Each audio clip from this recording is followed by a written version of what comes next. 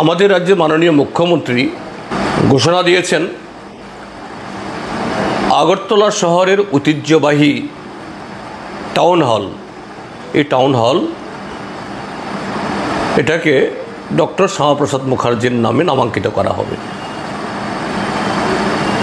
আমি সরকারের এই পদক্ষেপের তীব্র বিরোধিতা জানাচ্ছি। কেন না, ডক্টর শ্যামাপ্রসাদ মুখার্জির নামে কোনো এরকম স্মারক, কোনো প্রেক্ষাগৃহ হোক, কোনো বিদ্যালয় হোক, কোনো হাসপাতাল হোক বা অন্য যে কোনো কিছু হতে পারবে না কথা বলছি না।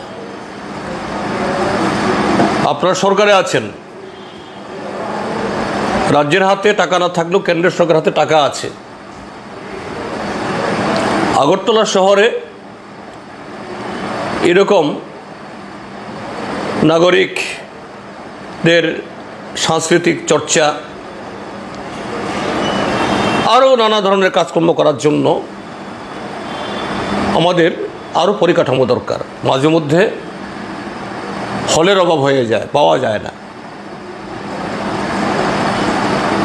দেখা গেছে কোনো কোনো রাজনৈতিক দলের সম্মেলন করার জন্য হল পাওয়া যায় না, এটা নিয়ে অনেক বিতর্কও হয়েছে। সেরকম একটা বড় কমপ্লেক্স করুন। শ্যামাপ্রসাদ মুখার্জি আপনাদের দলের একজন প্রতিষ্ঠাতা সদস্য, একটা কেন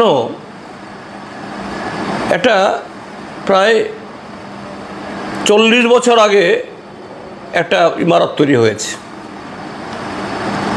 এবং সেটা একটা সময়তে রাজবাড়ির লালবাড়ি বলতো।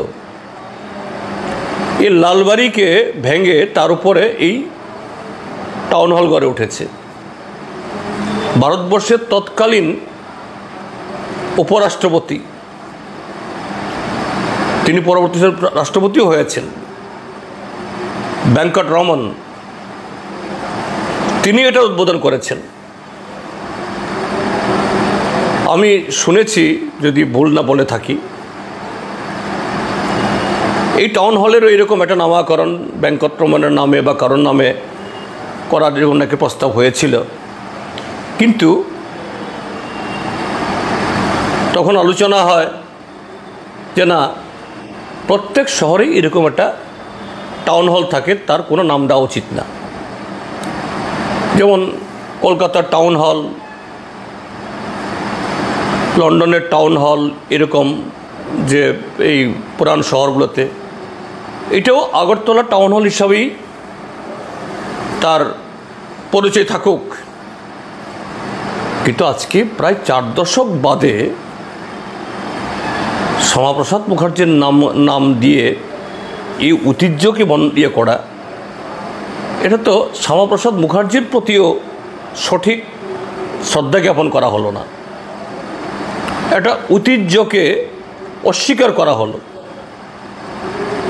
আমি নিশ্চিত আগরতলা শহরের বহু পুরান এই নাগরিক, এরা এই পদক্ষেপ মানতে পারবেন না। আমি রাজ্য সরকারের কাছে পুনরায় আবেদন করব, এটা পুনর্বিবেচনা করুন। শ্যামাপ্রসাদ মুখার্জিকে